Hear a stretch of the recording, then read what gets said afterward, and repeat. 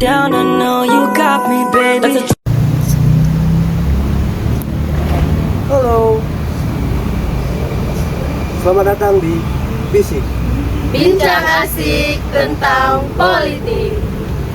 Baiklah, di sini saya Alfadi Putra sebagai host. Dan di sebelah kanan saya ada 3 narasumber dan juga teman saya. Boleh memperkenalkan diri? Halo, perkenalkan saya Indah Mustika Puri. Halo, saya Modi Absari. Halo, saya dengan Ratu Ayu Putri Anjani. Oke, baiklah. Di sini sebelum kita masuk lebih dalam tentang membahas politik, saya ingin nanya nih kepada teman-teman nih, kegiatan sehari-harinya selain pergi ke rumah dan ke kampus, apa saja ini? Mungkin ada yang langsung bisa menjawab? Mau menjawab? Kalau saya sih kegiatan sehari-hari saya ya selain kuliah itu selepas kuliah saya langsung berorganisasi. Setelah berorganisasi saya mengajar bela diri sih. Keren teman kita sendiri. Walaupun dia cewek, dia bisa bela diri, bisa membela dirinya sendiri.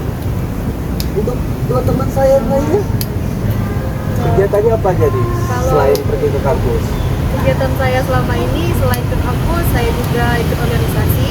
Itu beberapa kepanitiaan. Saya sempat juga berangkat ke Jakarta untuk melakukan kepanitiaan di suatu perkemahan di Jakarta. Keren ya.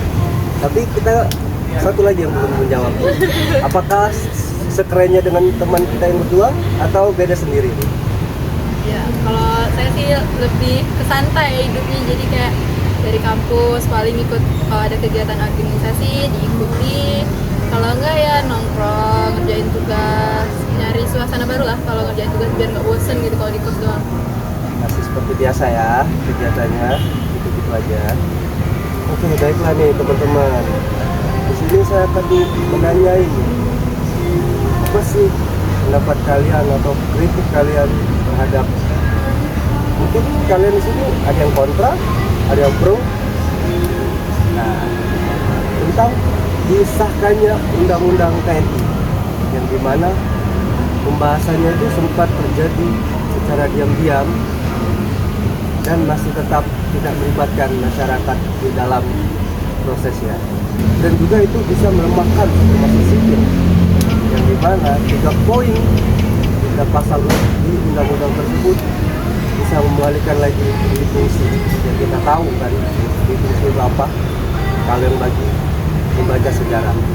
Mungkin pendapat teman-teman bisa dong kita sharing-sharing, ngasih pendapat tentang disahkannya undang-undang ini. Baik, ada yang mau menjawab dulu? Kalau menurut pendapat saya kontra terhadap pengesahan undang-undang RUU TNI ini karena menurut saya tidak terlibatnya masyarakat, mahasiswa maupun akademisi akan menyebabkan ketimpangan manfaat dari undang-undang tersebut. Yang dimana yang kita ketahui bahwa undang-undang tersebut disahkan untuk menaikkan jabatan mayor TNI. Kenapa undang-undang RUU TNI itu harus disahkan setelah mayor TNI akan menjabat sebagai sekretaris kabinet? Kenapa tidak dari tahun-tahun sebelumnya? Bukankah RUU TNI itu sudah menjadi rancangan yang sudah sangat lama?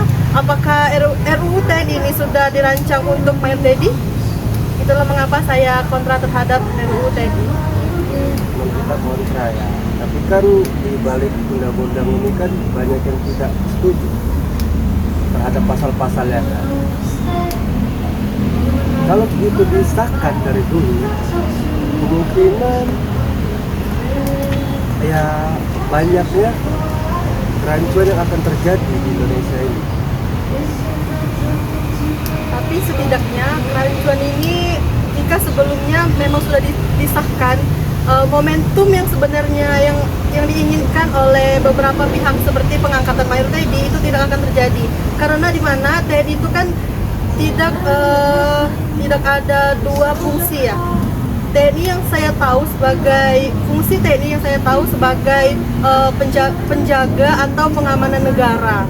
Sedangkan pengangkatan mayor TNI ini sebagai pegawai sipil yang seharusnya itu TNI ke pegawai sipil itu seharusnya menerapkan beberapa proses seleksi ketat agar terjadi netralitas antara jabatan TNI dan jabatan sekretaris kabinet. Oke, menarik nih. Baru awal udah sedikit tegang ya untuk pembahasan kali ini. Mungkin dari teman kita yang berdua, pendapatnya? Kalau saya sih setuju ya, karena kontra, karena kan kita tahu kan kalau tugas tentara itu kan untuk menjaga keamanan negara kan, bukan malah masuk ke aparat sipil.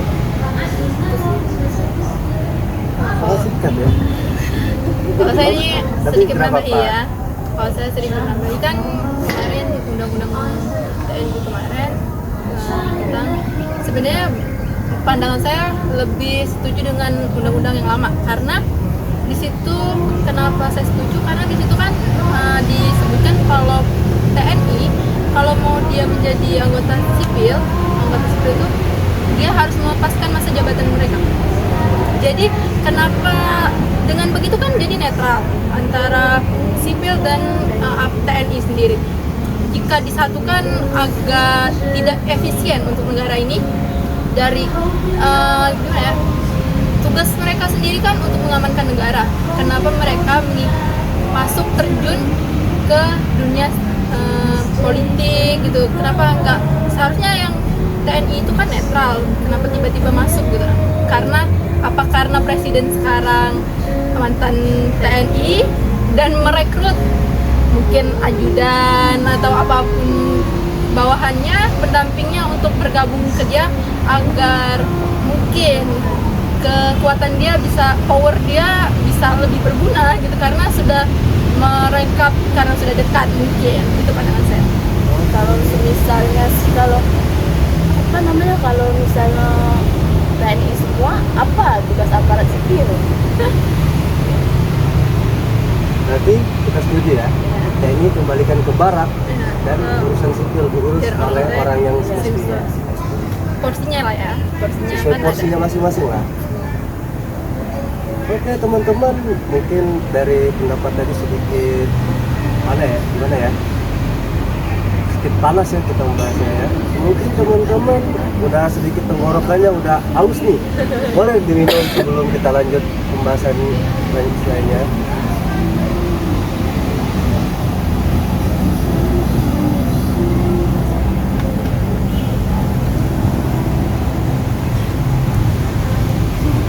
Nih, kan banyak juga yang pro nih terhadap disahkannya undang-undang TNI ini. Menurut kalian nih, gimana nih nanggepin yang pro terhadap disahkannya undang-undang ini?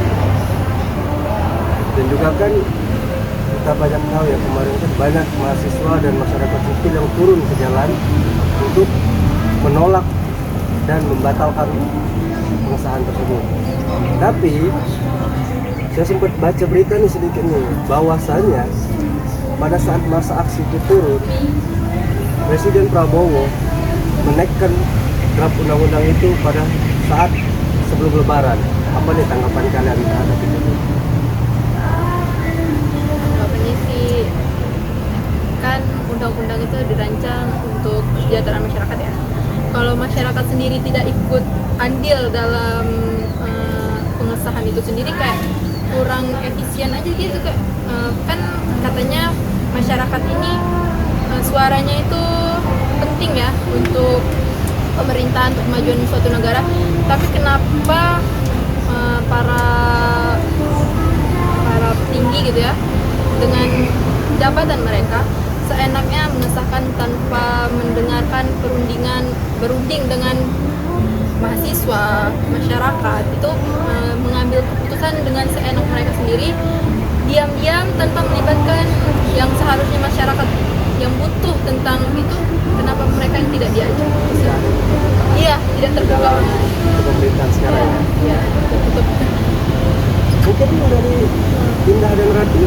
Kalau untuk hal mengenai pengesahan undang-undang ini, undang-undang RUU TNI bukan yang pertama kali. Silakan. Nah, kenapa nanti ini? Kenapa kita tidak khawatir dengan negara ini? Dengan undang-undang sebelumnya saja kita banyak masalah, baik dari masalah korupsi, masalah-masalah penyalahgunaan kekuasaan, bahkan ada politik keluarga. Sedangkan pengesahan kemarin RUU TNI melibatkan orang-orang dari TNI yang seharusnya mereka menjaga negara kita. Apakah TNI ini sebagai orang dalamnya Prabowo? Seperti yang kita ketahui, sebelumnya itu ada undang-undang mengenai kebijakan umur untuk pencalonan wakil presiden. Apakah keluarga presiden, apakah orang-orang terdekat presiden akan dipermudah untuk melenggang bebas ke jabatan-jabatan yang mereka kehendaki dengan melibatkan baik MK, baik MA untuk pengesahan undang-undang ini, melenggangkan jabatan mereka yang ingin mereka geluti seperti itu. Dinasti politik ya, kita belarinya ini ya. Kembali lagi ke dinasti politik.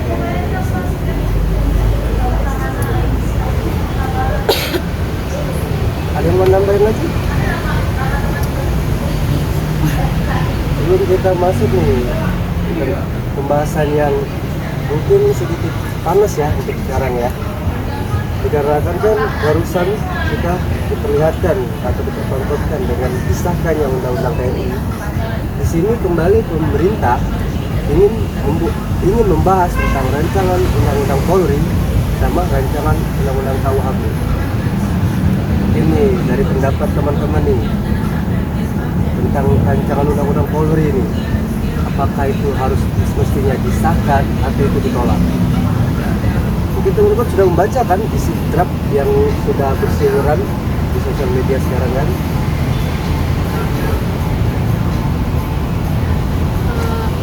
Saya sih mengenai satu-satu dulu mungkin ya.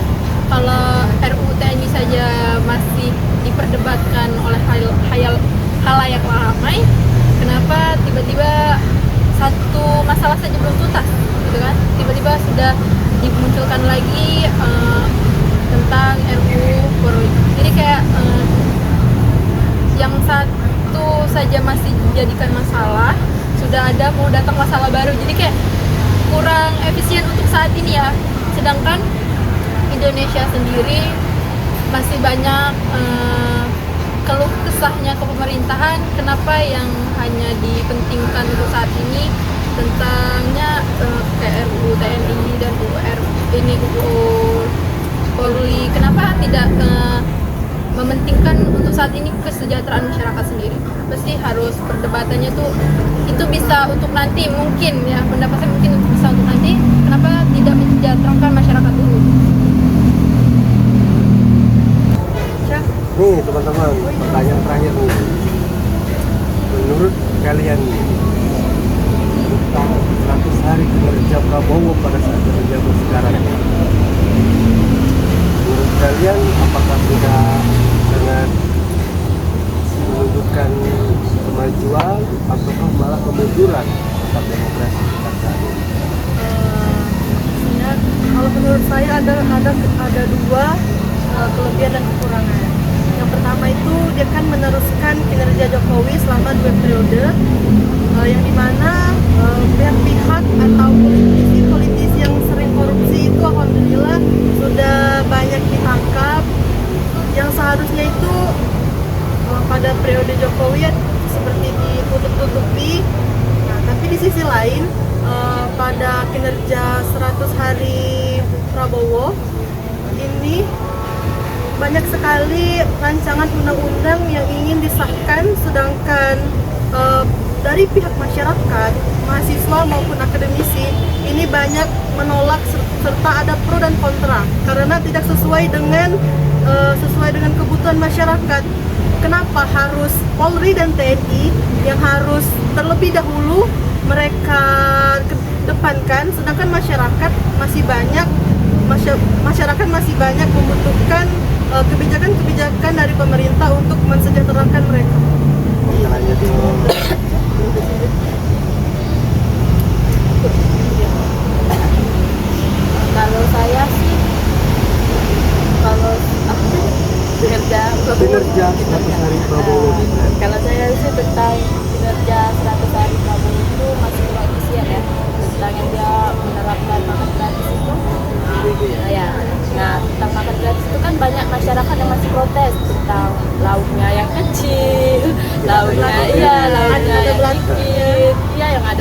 sebagainya yang Dengan bahkan pengeluaran anggaran iya, yang besar, gede ya. banget gitu kan.